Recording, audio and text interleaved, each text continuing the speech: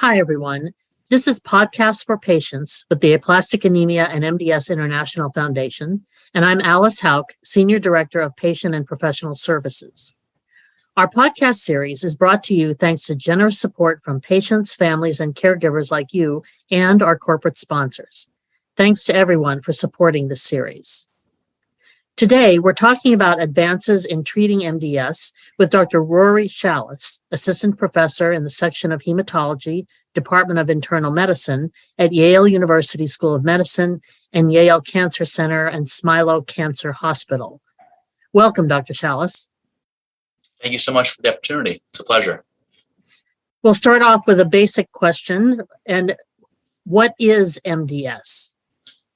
That's a great question. And it's unfortunately, it's not too simple, but I can try. So MDS stands for the Myelodysplastic Syndromes. It's a collection of diseases that arise out of a biological disturbance, just to kind of use a vague term, but a disturbance among the hematopoietic or blood cell making cells or compartments, specifically the parent-like cells within the bone marrow that accumulate over time. And this translates into abnormalities in the blood cells they make in both quality and quantity, the latter really manifesting as low blood counts, one of the more common presenting signs of MDS. The disturbance that puts these cells on the path to becoming MDS initiating is multi-clonal or multi-step process and subject to really a wide array of variables, genetic and what we call epigenetic, but also we're learning the importance of the sequence in which they occur. It's for this reason that it is in fact a collection, with the diagnosis of MDS really being biologically, genetically, what we call phenotypically distinct from person to person. So, but there are areas of overlap as it relates to these issues that allows us to at least attempt to study them to hopefully lead to improvements in management. And what are the current treatment options for both low-risk MDS and high-risk MDS? And perhaps you can explain the difference between those as you discuss the treatment options. Sure, it's a great question, and you really bring up one of the classic dichotomies that we really have to kind of assign or basket when it comes to, as we just talked about, each diagnosis is somewhat unique between patient to patient. But in formulating a treatment plan, we first attempt to predict how the disease is likely to behave inherently, and of course down the road with certain treatment that may or may not be offered to the patient.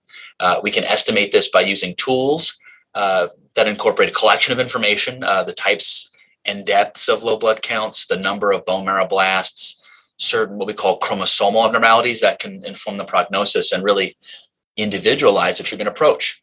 Newer tools, one in particular, incorporates molecular or mutational data, which we've known for some time to impact the behavior of certain forms of MDS. So you'd mentioned lower risk disease or higher risk disease. Well, what risk are we talking about? It's mostly the risk of it really progressing to what we generally regard as being a very, very bad or aggressive form of MDS known as acute myeloid leukemia or AML. There are patients that have predicted lower risk disease, which we can sometimes just watch if the blood counts aren't that low and there are no disease-related problems.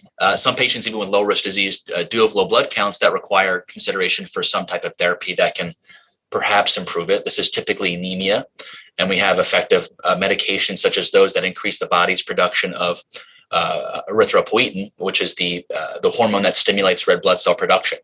The chance of good effect differs between patients based on a number of factors, which I guess we don't really have to get into. Higher risk disease is different in its behavior and, by the same token, its approach. Our goal is to actually put pressure on the disease itself and not just address the problems with which it comes or causes. High risk disease must be really met at the front lines, is what I often tell patients, as if, unchecked, we are accepting a higher risk of the disease eventually progressing to AML, like you talked about, which is essentially just an aggressive form of MDS. It's different, but, just for the sake of simplicity. So for high-risk disease, for quite some time, the frontline therapeutic standard has been the administration of what we call the hypomethylating agents, or HMAs. They go by several other names as well. The two classic ones are azacitidine and decitabine.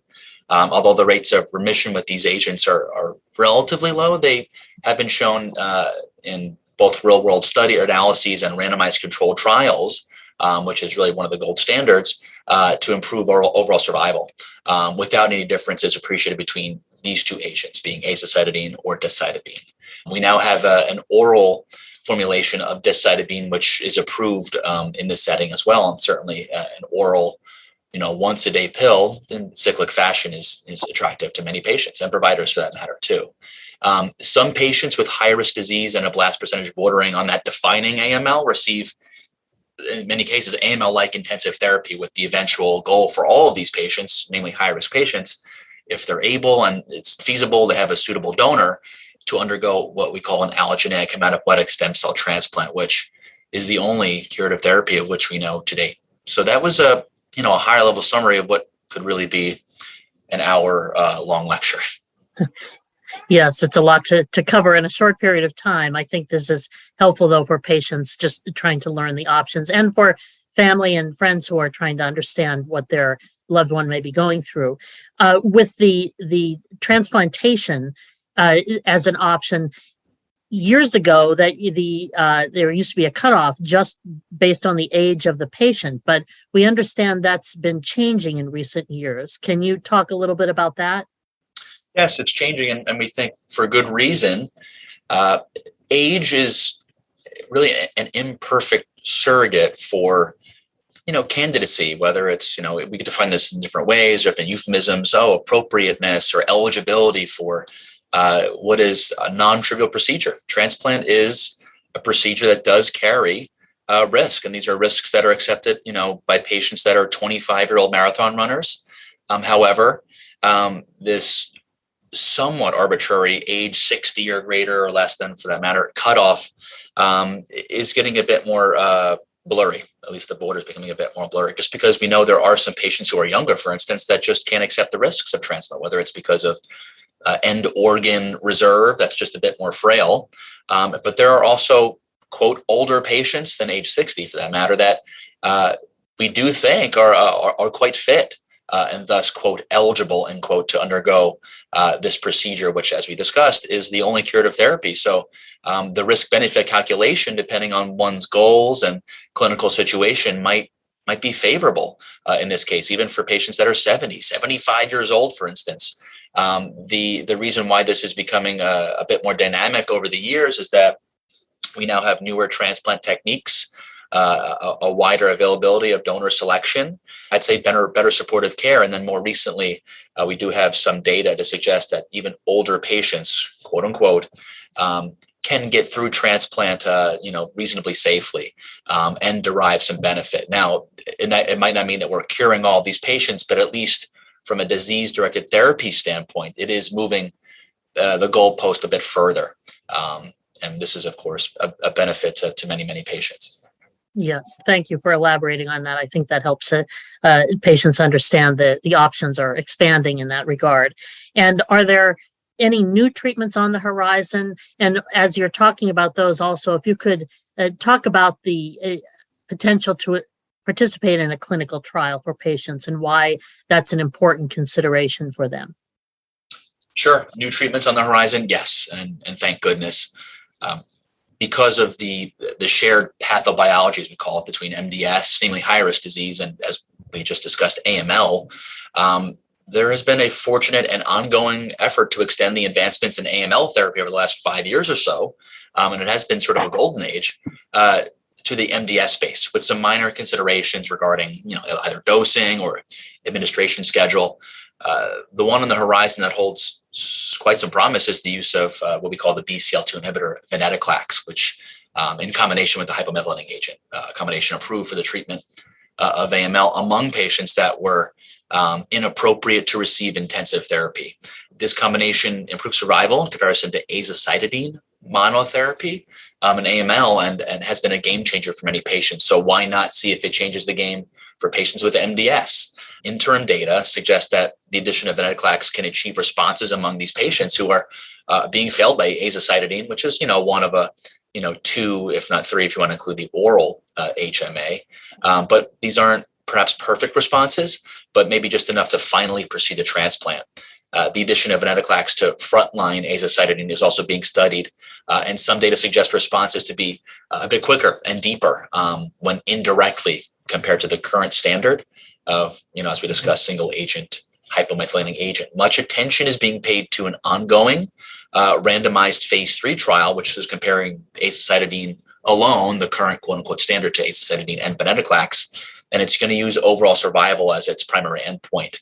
And will, of course, hopefully render a conclusion soon and could be practice changing. So this is one example of why clinical trials are certainly encouraged in every setting, whether it's frontline setting, if it's appropriately designed, and perhaps with a bit more critical need, what we call the relapse refractory setting, where there aren't, I'd say, as many true game changers. So clinical trial is certainly something that should be sought out and encouraged, whether you're being treated in the community or certainly at an academic setting. This should be one of several options presented.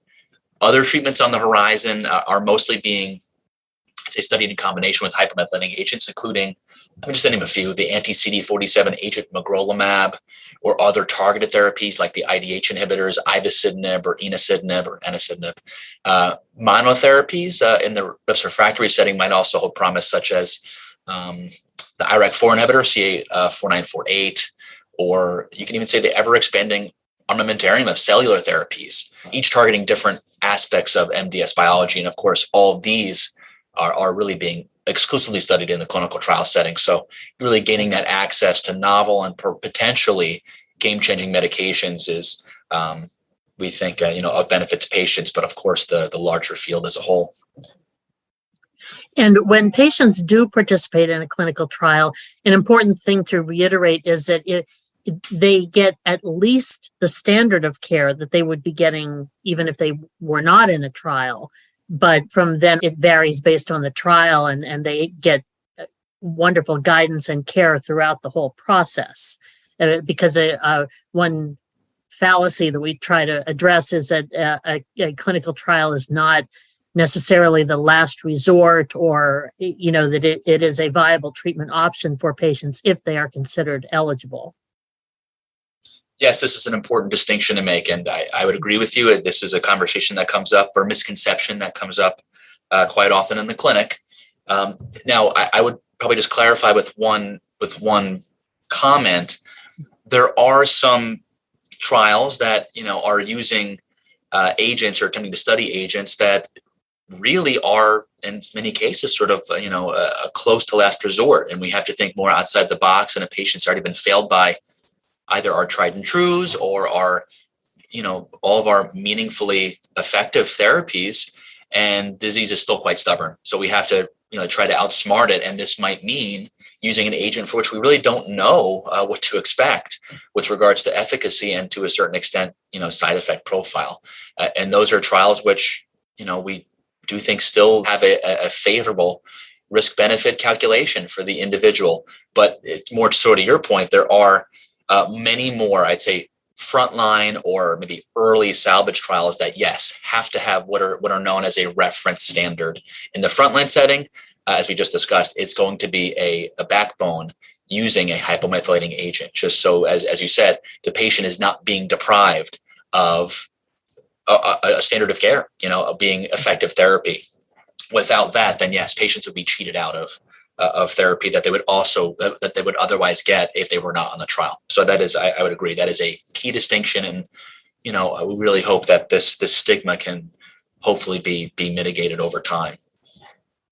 Yes, thank you for that clarification. And finally, other than the treatments that you've discussed, are there other advances happening in MDS related to perhaps a diagnosis or how their therapy can be targeted? You mentioned that in discussing the treatments. And are there any advances like that are impacting diagnosis and treatment and really management of MDS? Yes, 100%. And this is another important question. You're asking great questions. Advancing the understanding of MDS biology and what brings it about or allows it to hang around even after exposure to fairly effective therapy is critical to moving the field forward and identifying really newer therapeutic targets, mechanisms of resistance. Then they predict a patient who is more likely to respond to a particular therapy, or conversely, which patients are unlikely to respond, and in reality may just be exposed to all the side effects without much benefit. Improvements in the diagnosis and estimating prognosis, which informs treatment, will advance the field forward as well. So whether it's the ongoing effort to understand what we call CHIP or CICUS, we don't have to go through what those abbreviations mean, but in brief, clonal states that have not yet or may not ever really manifest with actionable, quote, disease, end quote, or among patients with a bona fide disease state, the recent progress in softening the border between the diagnosis of MDS and AML, we think will end up truly helping more individuals. And just kind of to harken back to our last discussion, that yes, this will probably allow more patients with quote unquote MDS to get therapies that were otherwise previously restricted to AML trials, and in some cases vice versa. There are more advances, but let's probably just say lastly, the development and wider availability of next generation technologies to dig deeper and better identify maybe actionable targets, as we talked about, but also the smallest, really what we call foci disease, that we call, quote, measurable residual disease, end quote, the use of which, if properly understood, which is an important caveat, might change management decisions and hopefully impact patient outcomes. Very good. Well, we'll end on that hopeful note of some new things on the horizon and the treatment options available, many more than there used to be. But of course, we always want to see more and improved outcomes. So thank you so much, Dr. Shallis, for sharing your time and expertise with all of us today. You can find out more about bone marrow failure disease on our website at www.aamds.org, by following us on Facebook, Instagram, and Twitter, or by calling our helpline at 800-747-2820. Thank you for listening.